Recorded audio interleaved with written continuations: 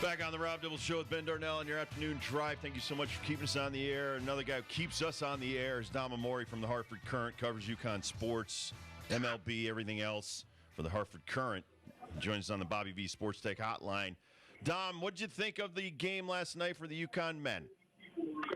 Well, of course they're playing a team at the bottom of the Big East, so you can only take so much from it. But at the same time, this is a DePaul team that beat Xavier a week or so ago. And as we know, any game in this conference can be tough, particularly on the road. So UConn did what they had to do. They had to win. They did enough to win. And they continued some of the positive trends that we saw in the second half against Xavier. They took those into this game and sustained it for 40 minutes. So overall, a positive development for UConn for sure. But, I wouldn't necessarily go too crazy and say, well, they're back to what they were a couple of months ago. We need to see that really against Marquette next week. But I will throw out is defense still doesn't look like it's completely fixed yet. Gave up 76 points to a DePaul team. They do average around 70. They score a lot, but they give up a lot more. What do you think the biggest problems are on that side of the ball on the defensive end? Well, obviously they just have trouble guarding people one-on-one, which has always been a UConn trademark and a Dan Hurley trademark. It's been, for him to go to a zone against Xavier or do more full-court press is not something that he necessarily likes to do, but it's something I think they're going to have to do more of going forward because that works a little bit. But, they certainly – their guards have to do a better job of guarding the opposition backcourt, and the front court people have to do a better job of just playing, guarding. They have a physical presence, but they're not getting the kind of tough physical one man-on-man defense that we're used to seeing, and that we saw certainly at times earlier in the season, albeit against different opponents. Talking to Dom Amore from the Hartford Courant. UConn beat DePaul 90-76, but they were only 4 for 16 from three. As we talked about our defense on three, they shot 45%, 9 for 20. That's been a problem. I mean, listen, you had the weekend off. You had about 6 days in between games. Why do you think Coach Hurley is so tied to the man-to-man defense and can't play some soft zones, especially when you got a 6'9" guy as wide as Sanogo and a 7'2" Klingon that nobody can get near the basket? Yeah, well, of course, one thing with Donovan is he's got to stay out of foul trouble. He's been in foul trouble the last few games, which hadn't been happening earlier in the year. So that's something, if he's going to be able to stay on the court, especially if he's going to play as much in tandem with Adama Sanogo, he's got to stay out of foul trouble. I don't know. I mean, obviously, most coaches like to stick with what they know and stick with what they do. And I think maybe he needs to start to come around to playing, like you said, a soft zone or some type of soft pressure, because they are leaving guys wide open at the three-point line. I mean, the shots last night that DePaul was getting were wide open, and really UConn, because they have a lot of threats at the perimeter, they're the ones who should be finding wide open shooters at the three. And unfortunately, UConn's kind of become a team that if they don't hit a certain number of threes, they're going to have a tough time winning. I mean, early in the year, they were crawling, but lately, Calcaterra hasn't been able to buy one, and a lot of the other players haven't been able to hit them either. So they're going to have to do a better job of hitting open threes themselves, and continue to do what we've seen a lot more of, which is attack the basket and get to the foul line on offense. On defense, I'm not an X's and O's guy. What he's got to do to guard the three-point line better, I don't know, but he's got to find it and do it, because that's obviously been a huge problem. Big night in the Big East tonight, Dom. We got number 17 Providence against number 18 Xavier. Number 16 Xavier. Number 14 Marquette will be hosting Villanova. Those ranked teams at the top of the pile of the Big East standings, all with just 2 losses in conference play. Any hope, any chance that one of those 3 fall off the map, kind of like we did at the beginning of January, where they lose at least 4 and UConn can climb into one of those top 3 spots to possibly get a bye in the first round?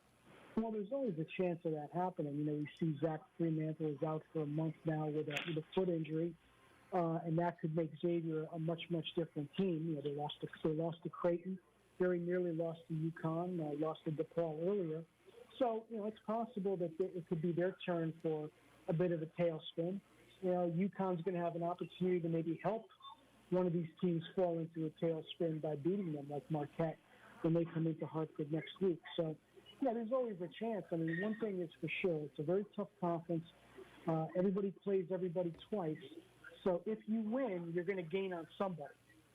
And so that would be that's obviously all of these things are moot if UConn doesn't get back on a roll here and maybe win 7 of their last 8 games, if you're going to talk about moving up. But if they do that, they'll move up on somebody for sure. All right, Hall of Fame just came out, and Scott Rowland is in. I don't know how your Hall of Fame ballot went for MLB this year, but, again, our discussions over the past, there's some guys that are kind of being blatantly missed. I think Keith Hernandez goes on that list. I think Don Mattingly. I think if we're going to start looking at guys that have 8 Gold Gloves and 5 All-Star appearances and things like that, there's certainly a lot of guys that have been passed over in the last decade or 2 decades. Even Jeff Kent. Jeff Kent's no longer on the ballot. I mean, Jeff Kent was a way better player than Scott Rowland. No disrespect to Scott. Right. But, Kent's maybe the greatest offensive second baseman that ever played in the major leagues and won an MVP award. And so I just I don't get what the new voters are looking at other than to put in their favorite people from the last 15 years. Well, of course, as you know, I voted for Kent every year. I was a Kent voter for the reasons that you spelled out. Guys like Keith Hernandez, Don Mattingly, and others, Bernie Williams never got serious consideration either. These are great players on winning teams, or at least Bernie and Hernandez are on winning teams. I didn't get the opportunity to vote for those guys. A lot of players from those 70s era, I didn't get the opportunity to vote for, or I probably would have. Greg Nettles, I would argue, might be absolutely. She was spectacular. But the younger voters who come in every year and replace the older ones, they favor the analytics, which I think are valuable, but have morphed into maybe more than they were intended to be. I don't think they were ever intended to determine Hall of Famers. And so they favor the analytics. They favor particularly the defensive metrics that tell us players are better defensively maybe than we remember them, or tell us that players are not as good defensively as we remember them. A lot of people remember Omar Vizquel as a spectacular defensive shortstop, but they put metrics on him that tell them that he was not, that he made great plays at the end of his reign. Didn't he win like 12 Gold Gloves? He won a lot of Gold Gloves. Now, those Gold Gloves, remember, those days were voted on by the players and managers who didn't really look at people outside of their own team and kind of guessed. So remember, that was the era when Rafael Palmeiro was a DH all year and won a Gold Glove. Right. He had 26 games in the field. That was an embarrassment. But honestly, I could say Vizquel was one of the best shortstops of his generation. Great shortstop. So, the younger voters really look at that, and every year more and more of those younger voters come in. More and more of the older voters pass away or stop voting for whatever reason. And so the standards change. And in the old days, players like a Don Mattingly, for instance, or a Dale Murphy, for instance, were guys that the voters looked at and said, well, they had a number of great seasons, but not enough of them to be a Hall of Famer. They didn't sustain their greatness long enough. Now today, voters, I think, look at those players differently. And they're less likely to look at a so-called compiler, more likely to look at a Don Mattingly or a Keith Hernandez or a Dale Murphy. So I think those players that you mentioned, many of them, will have their day with the Veterans Committee.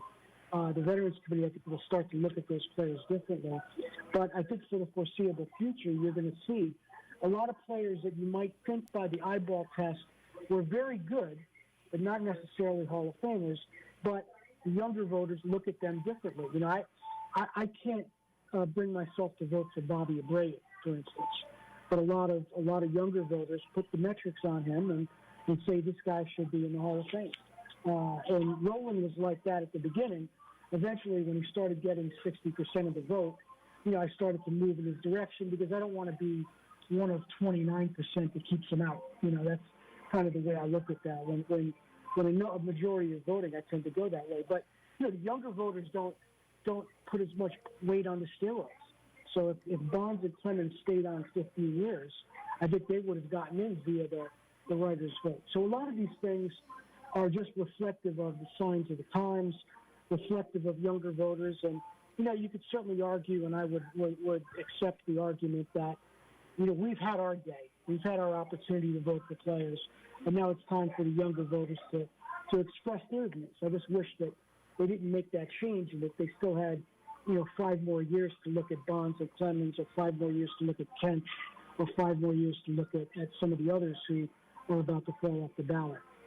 Dom, does the word fame ever factor into these decisions? Because I would argue that Scott Rowland is in the Hall of Great. But if I was to ask any of my family members, even a couple that have lived in St. Louis, that Scott Rowland made the Hall of Fame, and they would say, who? Does fame actually factor into the equation of your vote and others' votes? Well, it factors into my vote, and it was always a really determining factor for a lot of voters. A lot of players from the 20s and the 30s got in the Hall of Fame because they were famous and important figures to baseball. Right. Certainly the argument for putting Phil Rizzuto in the Hall of Fame is that how could you have a hall of famous baseball figures and not have Phil Rizzuto in it, not have Leo DeRocher, not have, let's say, Dizzy Dean in it, not have people like that in it. So the fame aspect, whether you want to call it bells and whistles or how you want to call it, it always did factor into it, and I think it should be a part of it, but it's not anymore because, again, the younger voters will say, well, we're not going to put someone in just because of this public perception or this eyeball test or this public relations campaign. We're going to look dispassionately at these rather complicated and arcane numbers and say this guy's WAR was this, or he should get in, and this guy, no matter how much we remember him as a famous or great player, shouldn't get in. So, much like the argument of the MVP award, does it need to go to someone who's on a pennant-winning team? Well, no, but that certainly should factor in. If you're going to win it from a last-place team, you should be doing something stupendous, and there should be no great candidates on a winning team. So, I think younger voters think much, much less of that. Older voters like myself think more of that because you think about it, what's that Hall of Fame weekend going to be like when your two inductees are Fred McGriff and Scott Rowland? If you had Don Mattingly and Keith Hernandez, you probably would see people on that field in Cooperstown for as far as the eye can see. Another thing is guys who play their whole career with one team and are identified with one team. To me, that factors in because that goes into that same thing, Ben, that you mentioned. Absolutely. Well said. Thank you so much, Dom. As always, on short notice, we really appreciate you coming on the show, bud. Hey, you got it, man. Anytime, man. Anything to keep you guys on the air. You're the man. That keeps me on the air. Thank you, Dom. Thanks, Dom. All right. You got it, guys. Take care. All right, we'll take a quick break. We'll come back, do the first dibs question of the day, sponsored by Tire Depot.